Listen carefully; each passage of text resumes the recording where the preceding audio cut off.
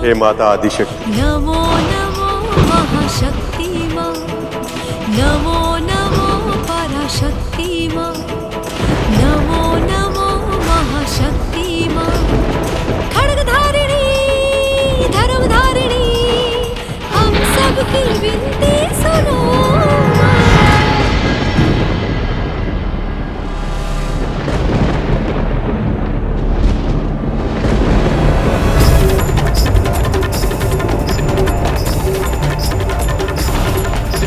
माँ आदिशक्ति बहुत ही क्रोधित लग रही हैं। अवश्य इन्हें ज्ञात है कि मैंने कामदेव को शिव जी पर बाण चलाने के लिए विवश किया है। कहीं माँ मुझे मृत्यु दंड ना दे दे।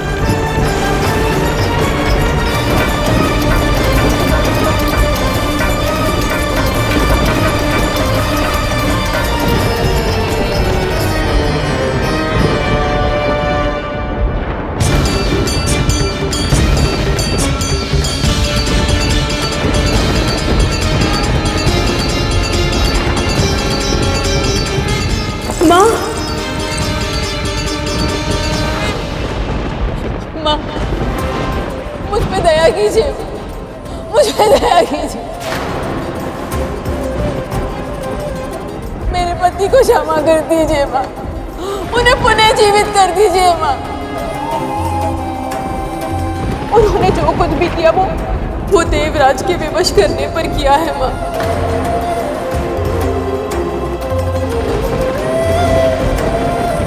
क्यों किया है आपने ये?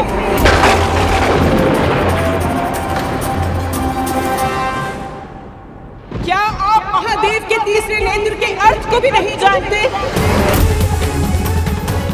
वो ब्रह्म ज्ञानी है, मुक्ति का मार्ग ज्ञात है उन्हें।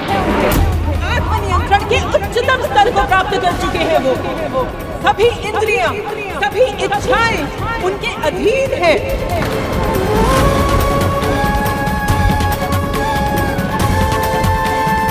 आप सबको ये विचार भी कैसे आया कि कामदेव के बाण के प्रभाव से महादेव अपनी साधना छोड़ देंगे?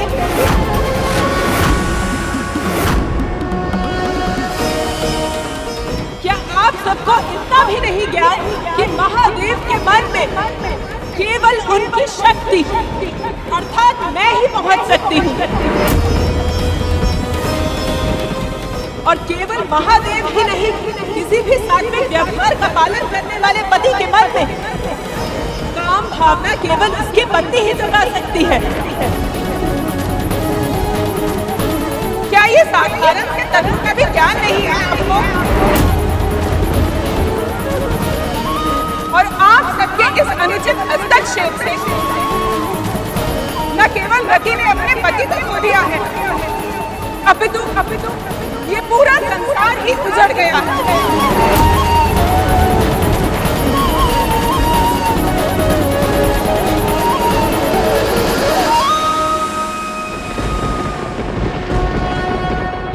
ये पृथ्वी प्रेम और काम से विहीन हो गई।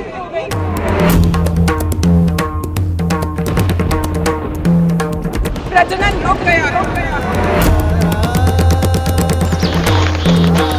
कामदेव के मृत्यु के परिणाम इससे भी अधिक भयानक है।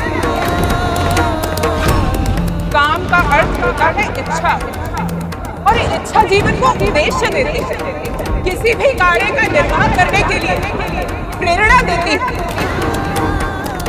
और कामदेव की अनुपस्थिति में विद्यार्थी अपनी शिक्षा ग्रहण नहीं कर पा रहे हैं।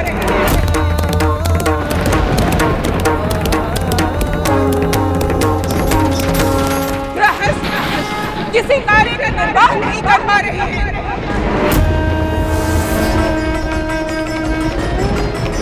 व्यापार की गति रुक गई।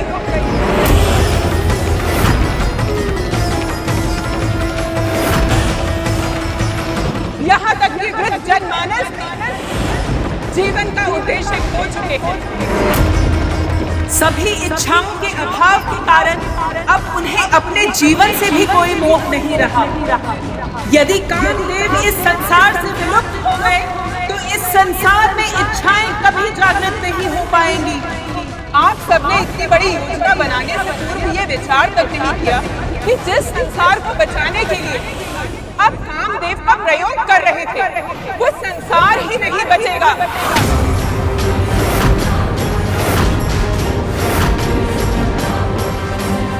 यदि कामदेव का अस्तित्व समाप्त हो गया, मुझे क्षमा कर दीजिए मां, ये भूल मेरी है। सत्य तो ये है कि तारकासुर के आतंक के सामने कुछ और सोचने और समझने की शक्ति समाप्त हो गई थी, पर एक अपराधी को दंड दिलाने की व्याकुलता में स्वयं मैं अपराध कर बैठा। मुझसे बहुत बड़ी भूल हो गई मां, मुझे क्षमा कर दीजिए, क्षमा कर दीजिए।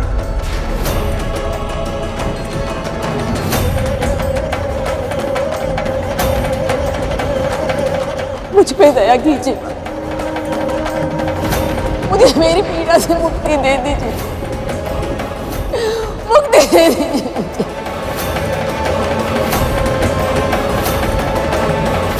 जिस संसार में मेरे स्वामी है, उसमें क्षण भर भी सांस लेना मेरे लिए असंभव है। मेरा जन्म ही प्रेम के विस्तार के लिए हुआ था। प्रेम ही मेरी प्राण वायु है, मेरे जीवन का आधार। और जब साक्षात प्रेम स्वरूप मेरे स्वामी ही नहीं है, तो मैं कैसे जीऊं? कैसे जीऊं?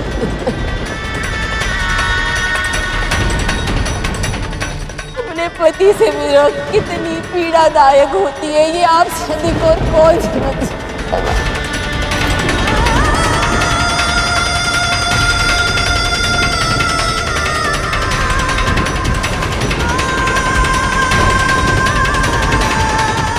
मुझे क्षमा करिए, अपनी पीड़ा में मैं भावुक हो गई थी। देवराज के दबाव में ही सके, परंतु कामदेव से भूल तो हुई है न पुत्री। और एक बार यदि महादेव के तीसरे नेत्र से कोई भस्म हो गया, तो उसे पुनः उसी स्वरूप में जीवित करना असंभव है।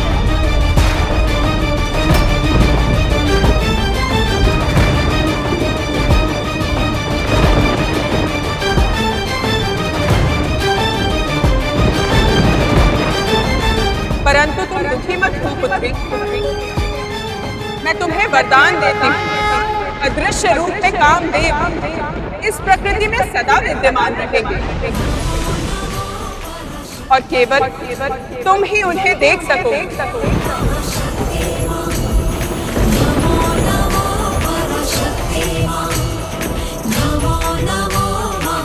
कुछ समय पश्चात द्वापर युग में जब नारायण श्री कृष्ण के रूप में जन्म लेंगे, तो उनके पुत्र प्रद्युम्न के रूप में तुम अपने पति को पुनः प्राप्त करोगे, देह के साथ।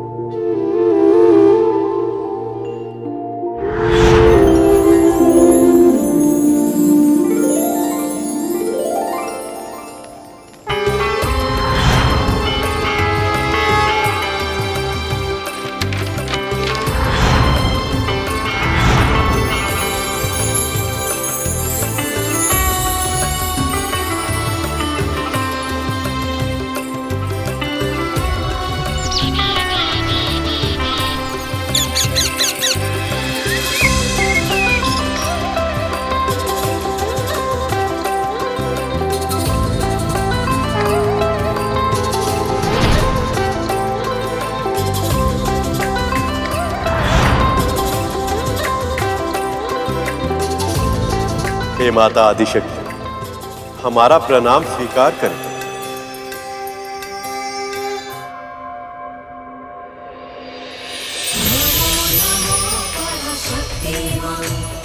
नमो नमो महाशक्ति मां, नमो नमो पराशक्ति मां, नमो नमो महाशक्ति मां। और अब क्या आज्ञा है माँ?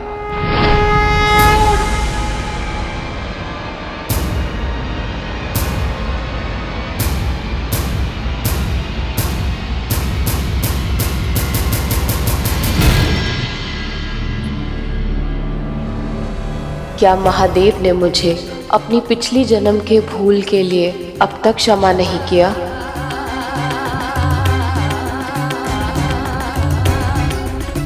मुझे पहचान लिया था उन्होंने, फिर भी यदि वो मुझसे दूर रहना चाहते हैं तो एक बार फिर मैं उनकी इच्छा का विरोध कैसे कर सकती हूँ?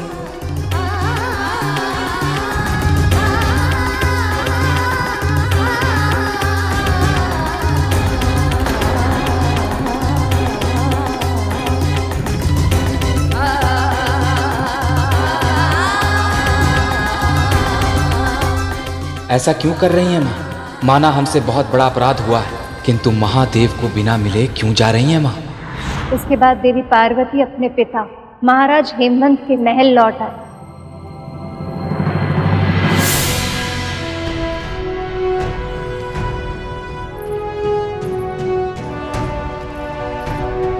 पुत्री, किंतु उनका हृदय अभी भी कंदरा में ही था।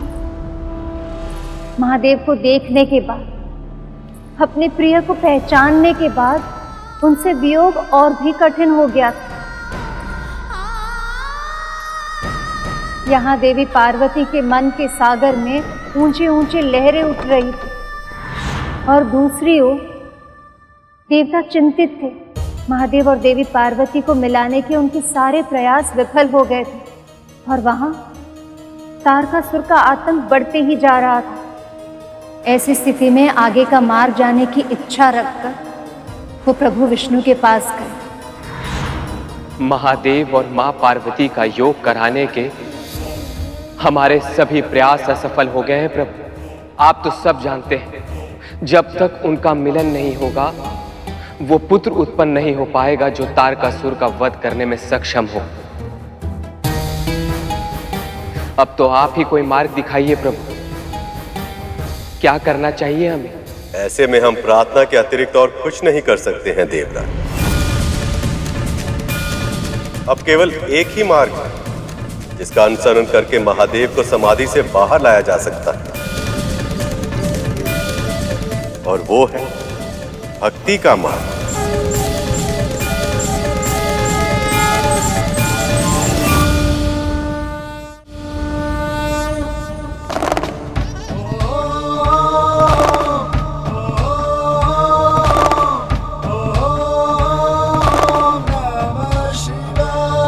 हमें महादेव को साधना से जगाने के लिए उनका आवाहन करना होगा।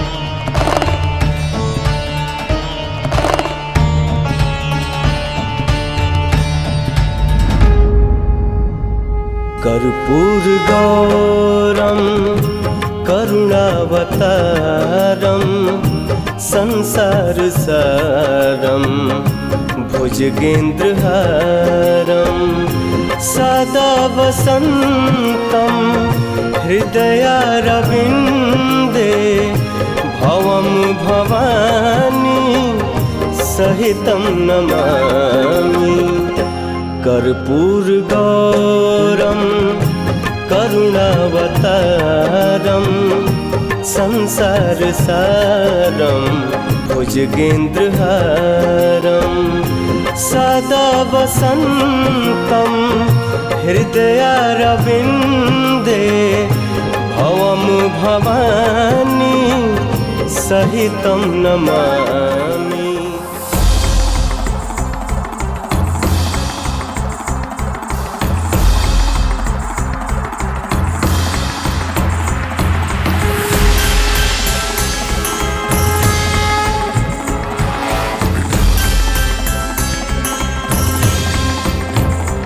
मैं आपकी पीड़ा से अवगत हूं। किंतु हम आपके लिए कुछ विनती लेकर आए।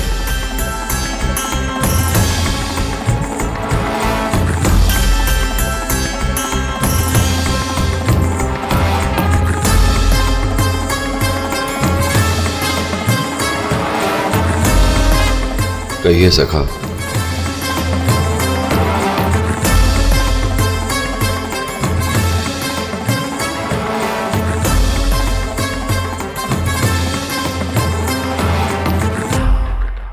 क्या हुआ सखा? देवी पार्वती तो देवी सती का ही अवतार है। ये जानकर भी आप उनसे विमुख हैं। दुख का वास्तविक कारण है मोह। ये तो आप भली भांति जानते हैं सखा। मुझे सती रूप से इतना मोह हो गया था कि मैं अपने आप पर नियंत्रण ही खो बैठा था।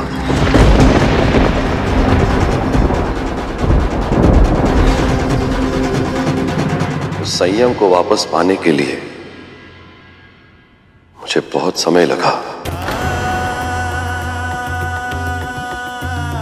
और यदि फिर से वैसा ही कुछ हो गया तो उसे सहना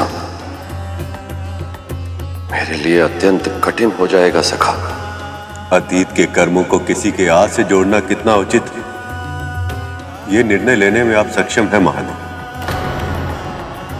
मैं आपसे बस इतना कहूंगा कि देवी पार्वती इस जन्म में पूर्ण रूप से आपके लिए समर्पित है। आप अपने हृदय में झांक कर देखिए, क्या उस सेवा में आपको प्रेम दिखाई नहीं दे रहा?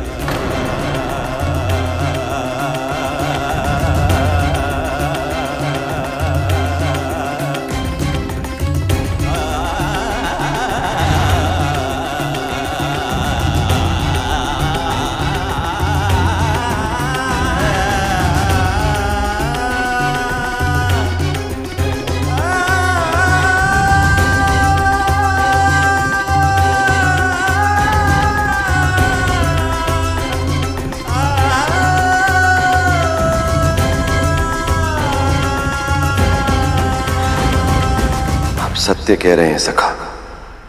उनके प्रेम, उनकी सेवा से अछूता नहीं हूं मैं। इतने समय बाद जब वो मेरे समक्ष आए और मुझे जो आभास हुआ उसे शब्दों में व्यक्त करना असंभव है। मुझे ऐसा प्रतीत हुआ जैसे कोई मेरा ही अंग मुझसे बिछुड़ गया था और फिर से मेरे सामने आ गया। उनकी स्थिति भी ऐसी ही है महादेव। जब से आपने उन्हें अस्वीकार किया, लगभग प्राणहीन हो गई हैं।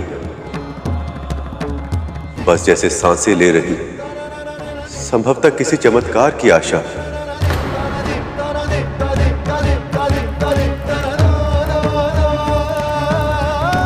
आप दोनों का एक होना नियति। ये विवाह जितना आप दोनों के लिए महत्वपूर्ण है, उतना ही आवश्यक इस संसार के लिए भी है। यदि आप दोनों के मिलने में और विलंब हुआ तो तारकासुर संपूर्ण ब्रह्मांड का नाश कर दे।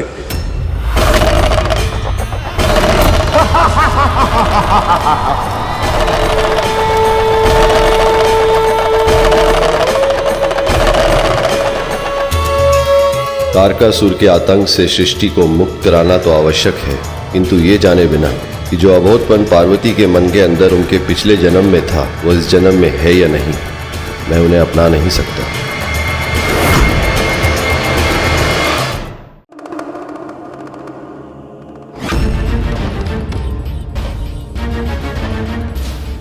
मैं आपको भली ही भांति समझता हूं सखा, पर सती कितनी हठी थी ये भी मैं भूल नहीं सकता। मेरे बार बार मना करने के उपरांत भी मेरे सुझावों को मानना तो दूर, उन्होंने सुना तक नहीं और ना ही समझा। बिना बुलाए कहीं जाना नहीं चाहिए। इसीलिए मैं आपके साथ जाने के लिए हट नहीं करूंगी। आप मुझे भी मत रोकिए। यदि मैं उन्हें रोक रहा था, कोई ना कोई कारण अवश्य था। इसीलिए सत्य तो ये है कि यदि उस अभूतपूर्व हट का कोई भी अंश अब भी उनमें शेष है तो मेरा और उनका साथ संभव नहीं है।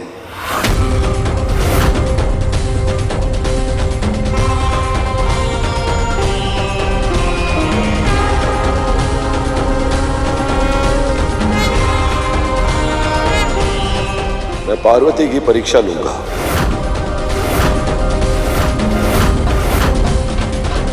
यदि वो उसमें सफल हुई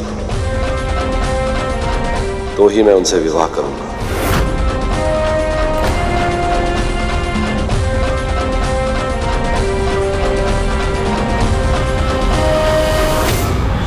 महादेव ने मां की परीक्षा ली, परंतु कैसे और क्या मां इस परीक्षा में सफल हुई? हाँ, महादेव की परीक्षा बहुत अद्भुत थी। देवी पार्वती को परखने के लिए महादेव ने स्वयं शक्ति का रूप धारण किया।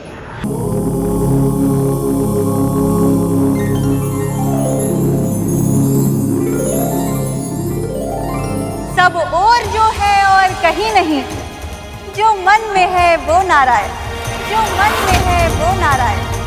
सब और है जो और कहीं नहीं, जो मन में है वो नारायण, जो मन में है वो नारायण। महादेव। मन जिसमें रमे वो नारायण, मैं जिसकी शरण वो नारायण।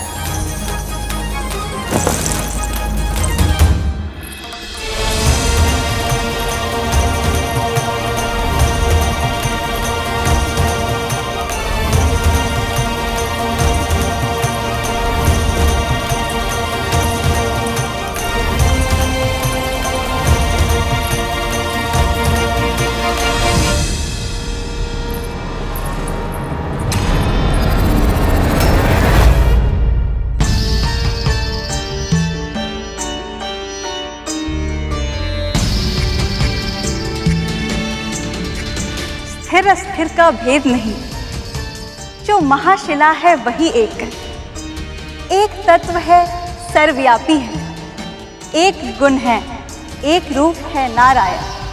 पर मुझे तो महादेव की उपस्थिति का आभास हुआ था। ये तो साधारण जोगन है, पर यदि महादेव यहाँ नहीं है तो मुझे उनकी उपस्थिति का आभास क्यों हो रहा है?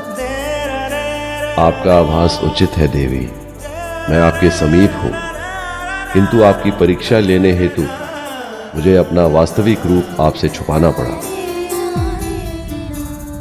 आपके मन की दशा मुझसे छिपी नहीं है पार्वती।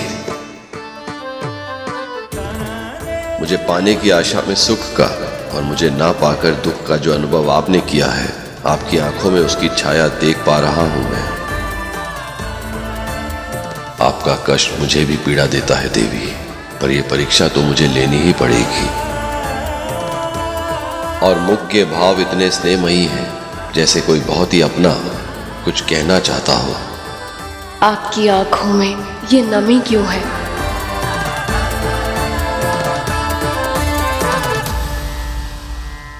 प्रणाम स्वीकार करे साध्वी मां।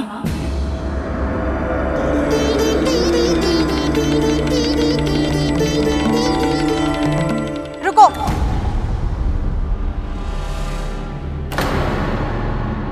जो भी लूंगी इसी के हाथों से लूं।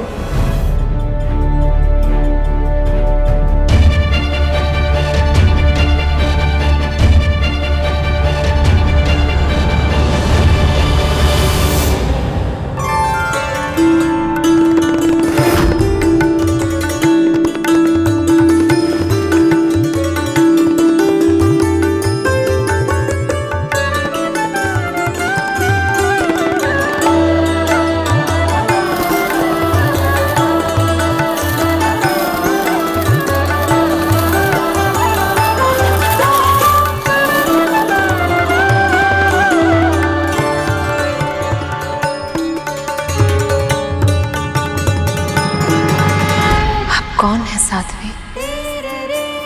आपको देखकर हर पल एक ही साथ इतनी शांति, इतनी व्याकुलता क्यों अनुभव हो रही है मुझे?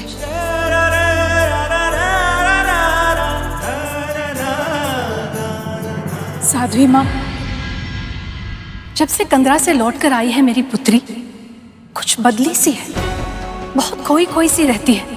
इसके मन में विचारों का कौन सा झंझावात उमड़ता रहता है, कुछ समझ में नहीं आता।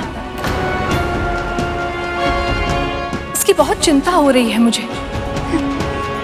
जिसकी चिंतन से सब चिंता मुक्त हो जाते हैं, उसकी चिंता कर रही हैं देवी। लगता है आप भूल रही हैं कि आपकी पुत्री कौन है और पृथ्वी पे इसका जन्म किस उद्देश्य के लिए हुआ है।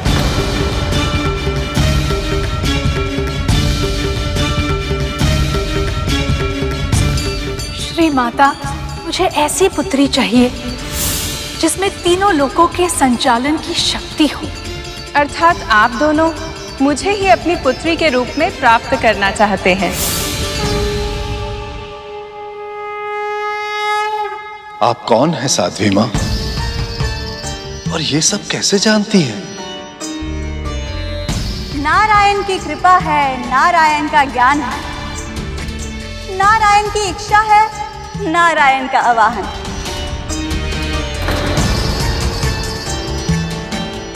केवल मैं ही नहीं, ये भी जानती है कि इसके मन में कौन बसा है, कौन है जो इसके लिए बना है। बोल, तेरे मन में तेरे पति की छवि है ना? देखा देखा, मैंने कहा था ना, ये सब जानती है पर बताती नहीं है। और वैसे भी बताकर भला क्या ला? आपके कहने का अर्थ क्या है साध्वी माँ?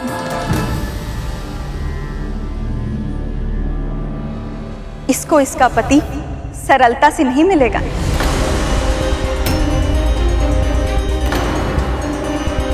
कन्या का भाग्य दुष्कर है, कठिनाइयों से भरा पड़ा है। लोग तपस्या करते हैं तो उन्हें वरदान मिलता है।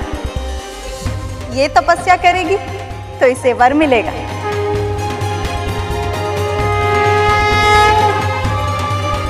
यदि इसकी तपस्या से वो प्रसन्न हो गए, जो इसके हृदय में बसे, तभी इसका विवाह संभव हो पाएगा। मेरा काम था सुझाव देना, सो मैंने दे दिया। अब मैं चलती हूँ। जो मन में बसे वो नारायण, मैं जिसकी शरण वो नारायण। जो है भी और नहीं भी, जो मन में बसे वो नारायण।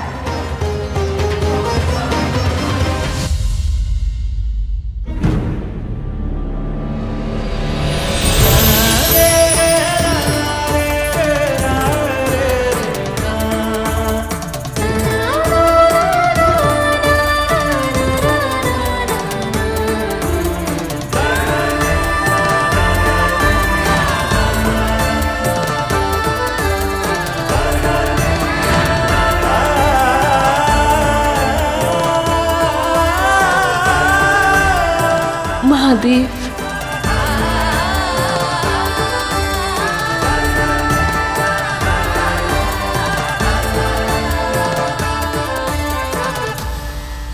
इस तरह महादेव ने देवी पार्वती को मार्ग दिखाया।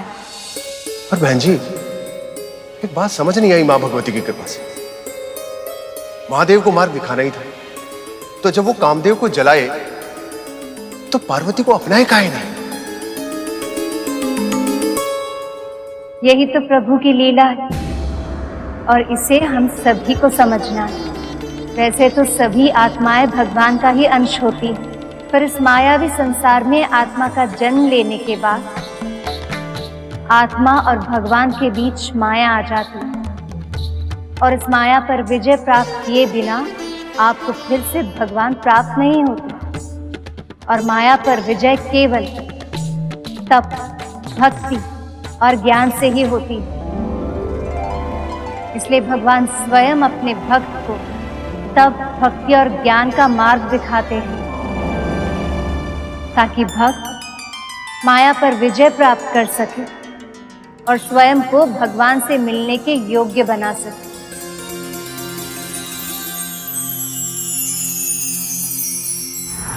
जया विजया, तुम्हारी सखी पार्वती कहाँ है? जब से वो साध्वी गई है, पार्वती अपने कक्ष में ही है महारानी जी। उन्होंने हमें कुछ बताया भी नहीं और तब से अपने कक्ष से भी बाहर नहीं आई है।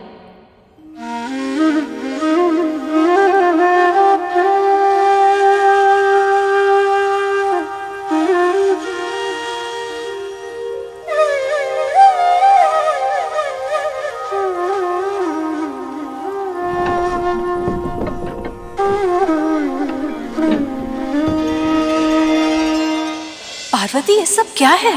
प्रयास है माँ, साध्वी के सुझाव का पालन करने का प्रयास करूंगी। जिनकी छवि मेरे मन में बसी है, उन्हें पाने के लिए मैं तपस्या करूंगी। कल्याण हो सुपुत्री, ईश्वर करे तुम अपने उद्देश्य में सफल हो। पर तुम राजकुमारी हो पार्वती, इतनी कड़ी तपस्या कैसे कर पाओगी? महल के बाहर का वातावरण, कठोर ऋतुएं जब तुम्हारे कोमल तन पर अत्याचार करेंगी तो कैसे सहोगी तुम? दृढ़ निश्चय के सामने बड़ी बड़ी बाधाएं भी हार जाती हैं माँ, आप चिंता मत कीजिए। कैसे चिंता ना करूं मैं? आप ही समझाइए ना इसे। तारकासुर का आतंक इतना बढ़ गया है और ऐसे में मेरी सुकुमारी पुत्री अकेले इतना भीषण तप कैसे करेगी? मेरा निश्चय अटल है माँ, आशीर्वाद दीजिए।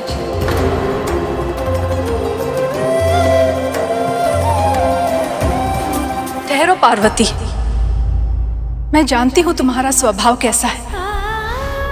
मैं जानती हूँ एक बार तुमने कोई निश्चय कर लिया तो तुम अपना निर्णय नहीं बदलोगी। जया विजया, अपनी सखी के साथ जा और ध्यान रखना, इनकी सुरक्षा तुम्हारा दायित्व है। जी। माँ का प्रेम भी कितना अद्भुत होता है। आप मेरी सुरक्षा के लिए चिंतित हैं माँ, ये जानते हुए भी कि महादेव की तप में मेरा कुछ अहित नहीं हो सकता।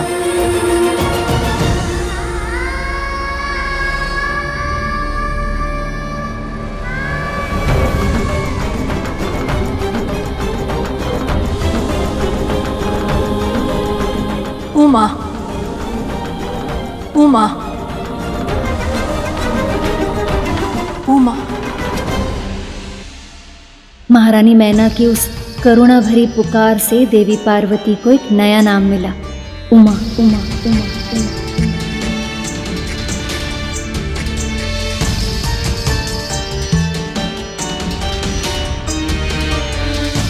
ठहरो जया विजय, ये स्थान उत्तम है, मैं यही तपस्या करूंगी।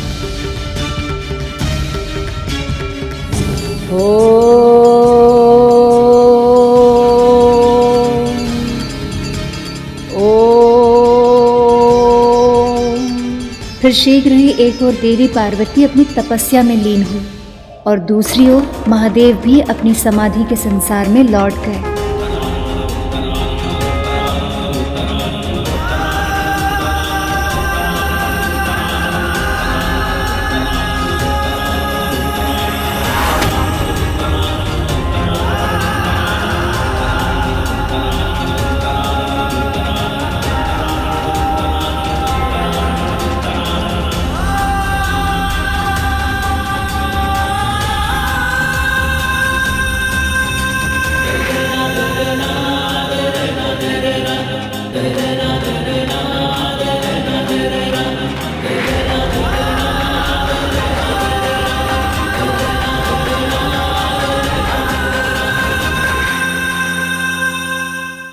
देवी पार्वती गंगोत्री के निकट तपस्या करने लगी। ओम नमः शिवाय, ओम नमः शिवाय, ओम नमः शिवाय, ओम नमः शिवाय, ओम नमः शिवाय, ओम नमः शिवाय।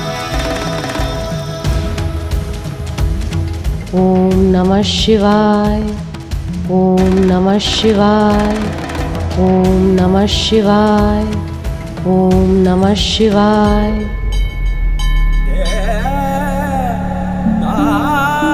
ओम नमः शिवाय, ओम नमः शिवाय। उनकी सखिया जया और विजया छाया की तरह उनकी सेवा कर रही थी। ओम नमः शिवाय। प्रथम वर्ष देवी पार्वती ने फलाहार पर निर्भर करके तपस्या की। देवी, कुछ भोजन ग्रहण कर लीजिए।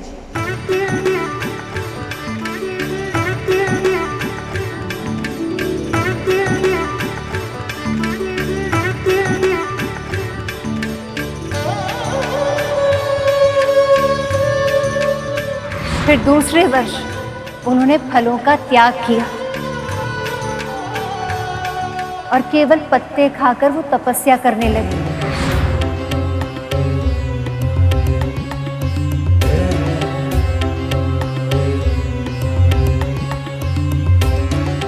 केवल पत्तों पर ही तन कैसे जीवित रह सकता है विजया? हमारी सखी की संकल्प शक्ति बहुत ही अद्भुत है जया।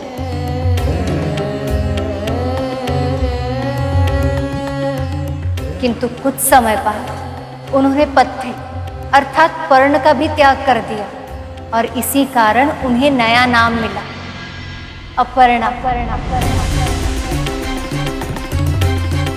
ओम नमः शिवाय, ओम नमः शिवाय, ओम। वर्ष बीत गए किंतु देवी पार्वती का संकल्प नहीं बदला। समय के साथ शिव जी के लिए उनका प्रेम और बढ़ता गया, किंतु सभी देवी और देवताओं को भय ये था कि ये शिव जी की परीक्षा है, जिसे पूर्ण होते होते सहस्त्र वर्ष भी लग सकते हैं। तो क्या देवी पार्वती का प्रेम इतना दृढ़ था और क्या उनमें इतना समय प्रतीक्षा करने का संयम था?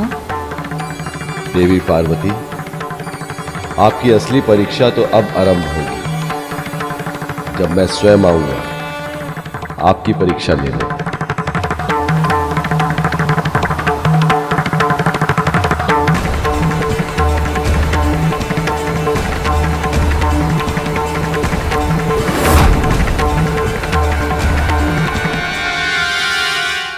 देवी पार्वती पिछले 3 सहस्त्र वर्षों से कठिन तपस्या कर रही हैं। ओम नमः शिवाय।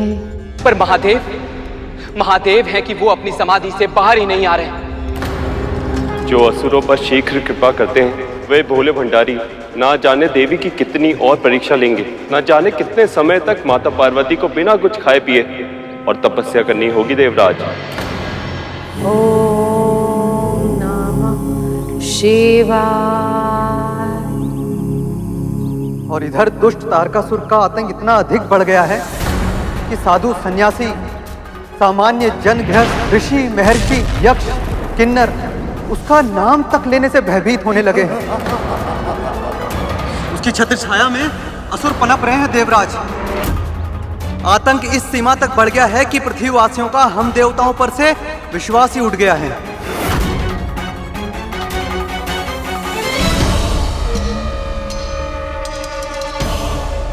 देवताओं को केवल स्वर्ग से विस्थापित करना ही पर्याप्त नहीं है। संसार के हर प्राणी के हृदय से उनका अस्तित्व समाप्त करना होगा। जो भी मेरे अतिरिक्त किसी और की स्तुति करता दिखाई दे उसे इतना सताओ, इतना तड़पाओ कि वो अपनी मुक्ति के लिए किसी देवता से नहीं अभी तो मुझसे, केवल मुझसे प्रार्थना करे। तारकासुर महाराज की, तारकासुर महाराज की, तारकासुर महाराज की, तारकासुर महाराज की, तारकासुर महाराज की। ओम नमः शिवाय, ओम नमः शिवाय, ओम नमः शिवाय। मंत्रों का उच्चारण और वो भी स्त्री स्वर में। कौन है ये स्त्री? ओम नमः शिवाय। ओम नमः शिवाय। ओम नमः शिवाय। सुंदरी? सुंदरी नहीं मूर्ख, महासुंदरी, ब्रह्मांड सुंदरी। इसे तो हमारे साथ होना चाहिए। सत्य कहा तुमने। संग साथ ऐसा हो तो पृथ्वी ही स्वर्ग बन जाए।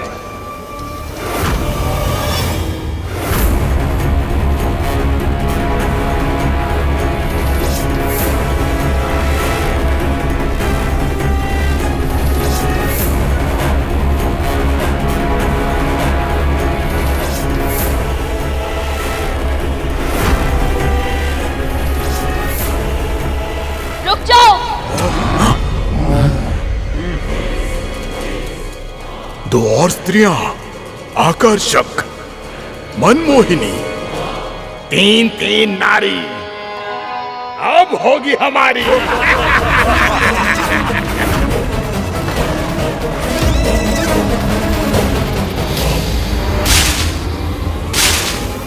ठहर जाओ दुष्टों, आगे आने का दुस्साहस मत करना, नहीं तो उचित नहीं होगा। सुंदरता के साथ साथ तुम्हारे इन कोमल तनों में साहस भी है। पर इस निर्जन स्थान पर कर क्या रही हो तुम सब? तुम्हें तो हमारे स्वामी तारकासुर महाराज के महल में होना चाहिए। यदि तुम उन्हें प्रसन्न करोगी तो तुम्हारी भी सारी इच्छाएं पूर्ण कर देंगे वो। छी! लौट जाओ यहाँ से, निकट आने का प्रयास मत करना, तुम्हें हमारी शक्ति का आभास नहीं है। तुमने हमारा प्रस्ताव ठुकराने का दुस्साहस किया है सुंदरियों। लगता है पाठ पढ़ाना पड़ेगा तुम्हें, दंड देना होगा तुम्हें।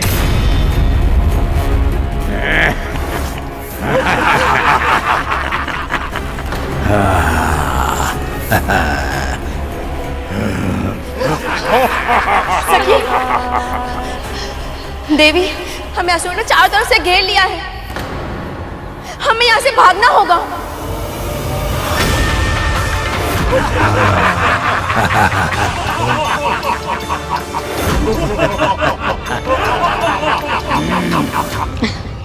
ये असुर तो देवी पार्वती के और भी निकट आते जा रहे हैं।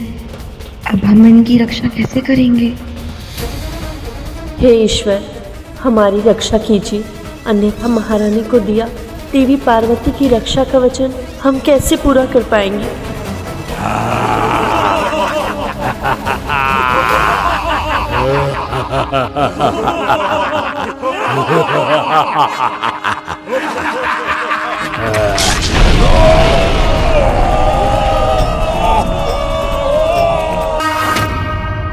तारकासुर के योद्धा हो तुम सब।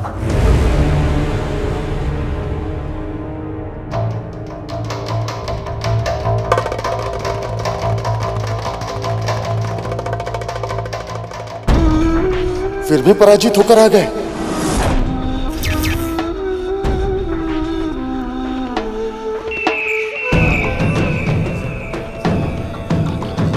और वो भी एक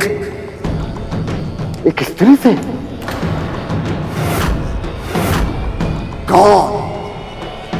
कौन है वो जिसने मेरे नाम के प्रताप को, मेरी प्रतिष्ठा को मिट्टी में मिलाने का प्रयास किया?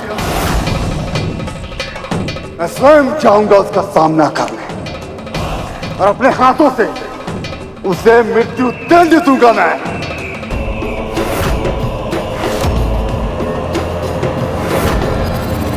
असुरराज, इन साधारण सैनिकों की पराजय से आपकी प्रतिष्ठा में कोई हानि नहीं हुई है, और वैसे भी इस त्रिलोक में ऐसा कोई योद्धा नहीं है जिसमें इतना सामर्थ्य हो कि आपके सामने खड़ा हो सके, और वो तो मात्र एक साधारण सी स्त्री है। लेकिन आप उस स्त्री से युद्ध कर उसकी प्रतिष्ठा में क्यों वृद्धि करना चाहते हैं?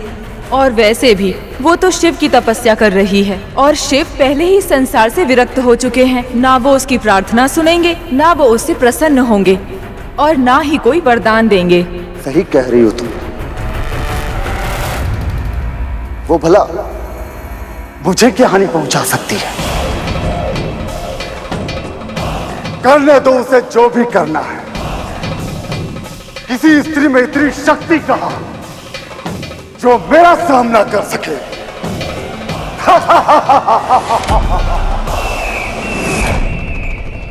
अत्यधिक आत्मविश्वास और अभिमान ही इसके पतन का कारण बनेगा। नारायण नारायण। पर कब देवर्षि, कब? देवी पार्वती इतने समय से तपस्या कर रही हैं। उनका तपोबल इतना बढ़ गया है कि राक्षस सहन नहीं कर पा रहे हैं। इतने समय से केवल वायु पे जीवित हैं। अब और उनकी कितनी परीक्षा लेंगे महादेव?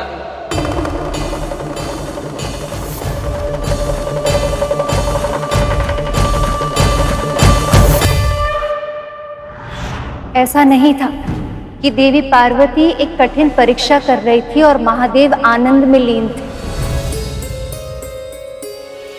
वो भी उतनी ही असाध्य तपस्या कर रहे थे ताकि वो अपने हृदय से पुरानी बातों को मिटा पाए और निष्पक्ष होकर देवी पार्वती की परीक्षा ले पाए।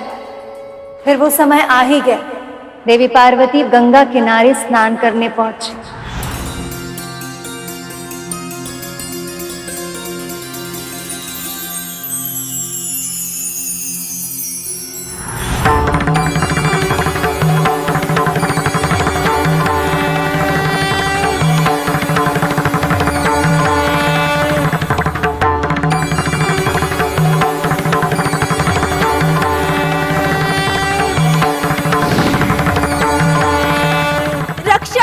रक्षा करो, कोई है? बचाओ बचाओ बचाओ, मेरी रक्षा करो, बचाओ, कोई बचाओ मुझे। रक्षा करो मेरी, कोई मुझे बचाओ। बचाओ बचाओ, मेरी रक्षा करो।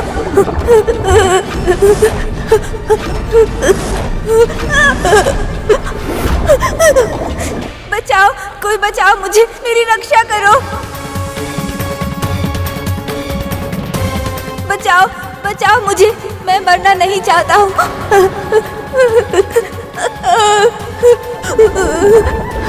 माँ, मेरी रक्षा करो माँ, मैं मरना नहीं चाहता हूँ माँ। माँ, मुझे बचा लो मुझे माँ, बचा लो। मुझे इस बालक की रक्षा करनी ही होगी, अन्यथा क्या अंतर रह जाएगा इस मगर की क्रूरता में और मेरी तपस्या में। ये तो बहुत ही अनोखी परीक्षा है देवराज। यही तो मैं भी सोच रहा हूं अग्निदेव कि इसका क्या परिणाम होगा। प्रभु, ये परीक्षा तो विचित्र भी है और कठिन भी। मुझे बचाओ, कोई रक्षा करो मेरी। हे मगरमच्छ, इस बालक को छोड़ दो। प्रश्न ही नहीं उठता। तुम जाओ कन्या, प्रकृति के नियम में बाधा मत बनो। परंतु ये छोटा सा बालक है, अभी तो इसका जीवन आरंभ भी नहीं हुआ।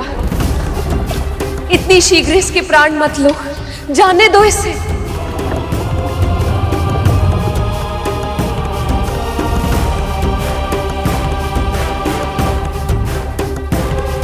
अपनी भूख मिटाना मेरा अधिकार है कन्या, और ये मेरा आहार है। इसे जीवित छोड़कर अपने प्राण संकट में नहीं डालूंगा मैं। यदि तुम्हारा भूख मिटाना तुम्हारा अधिकार है, तो इस बालक का जीवन उसका अधिकार है। और इसीलिए इस बालक को छोड़ दो और मुझे अपना आहार बना लो।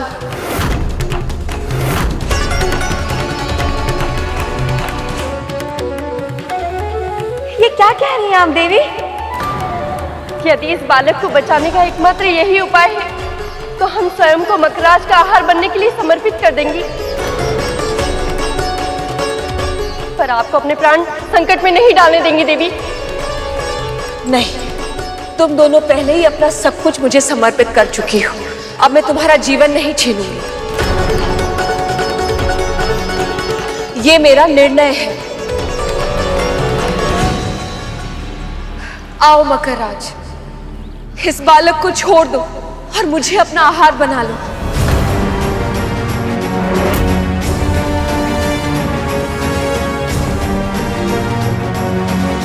कहाँ इस बालक का स्वादिष्ट कोमल मांस और कहाँ तुम्हारा अस्थियों का ढेर? तुम्हारा प्रस्ताव मुझे स्वीकार नहीं है कन्या। फिर भी यदि तुम सचमुच इस बालक की प्राण रक्षा करना चाहती हो तो अपने तप का फल मुझे दे दो।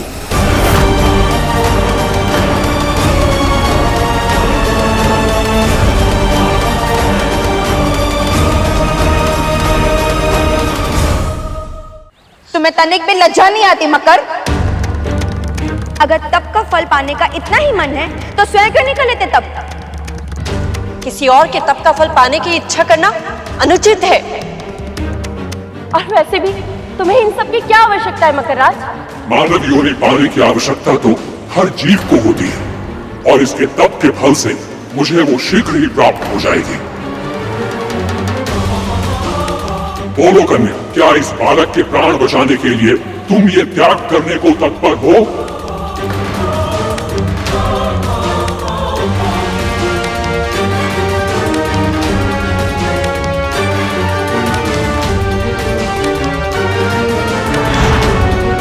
हे प्रभु, यदि इन्होंने मना कर दिया तो ये महादेव की परीक्षा में सफल नहीं होंगी। और यदि इन्होंने हाँ कह दिया तो इनके 3 सहस्त्र वर्षों की कठिन तपस्या व्यर्थ चली जाएगी।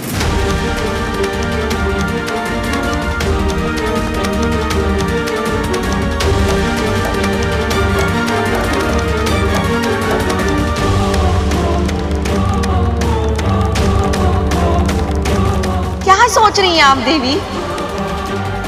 और वैसे भी इसमें विचार करने योग्य है ही क्या देवी? आपने काफी समय से वायु पे जीवन बिताया है। कठिनतम चुनौतियों का सामना करके ये दुर्लभ तप किया है आपने। इतने कष्ट से है, इतनी प्रतीक्षा की, क्या इसलिए कि अपने सारे तपस्या का फल इस मकर को दान दे दे? माँ, मेरी रक्षा करो माँ, मैं मरना नहीं चाहता हूँ माँ।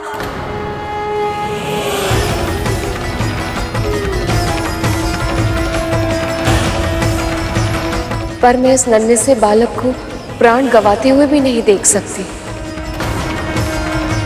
तुम दोनों खुद ही सोचो, यदि ये बालक की मृत्यु हो गई तो क्या महादेव मुझसे प्रसन्न होंगे?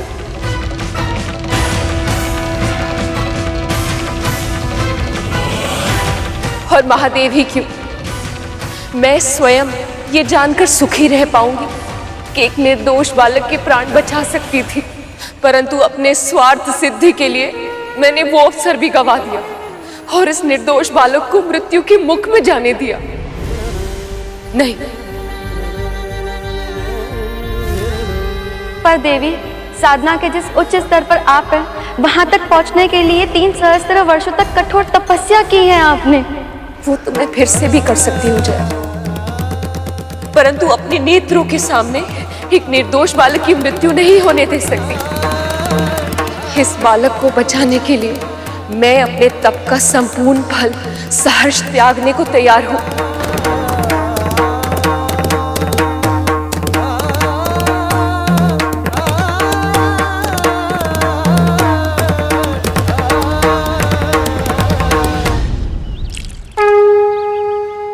मैं पार्वती सभी देवी देवताओं को साक्षी मानकर अपने तप का पुण्य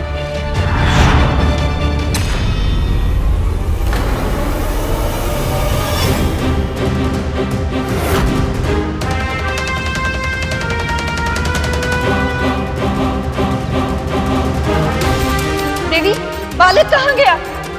और मगरमच्छ कहाँ गया?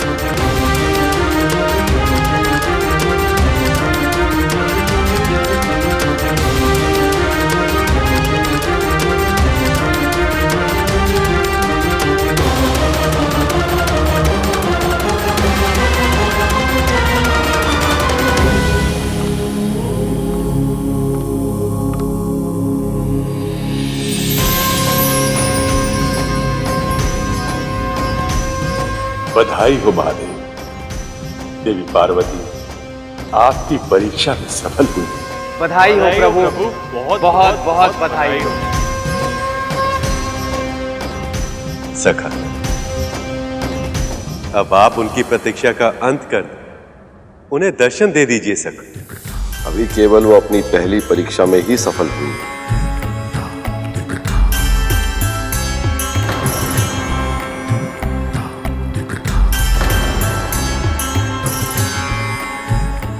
पहली परीक्षा?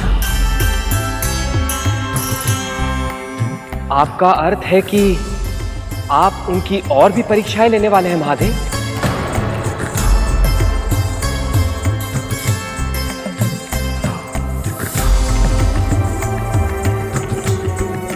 यदि प्रभु माता की इसी प्रकार परीक्षा लेते रहेंगे तो इनके मिलन में और सहस्त्र वर्ष बीत जाएंगे। कहीं ऐसा ना हो कि इनके पुत्र के आगमन से पूर्व ही तारकासुर इस सृष्टि का विनाश कर दे।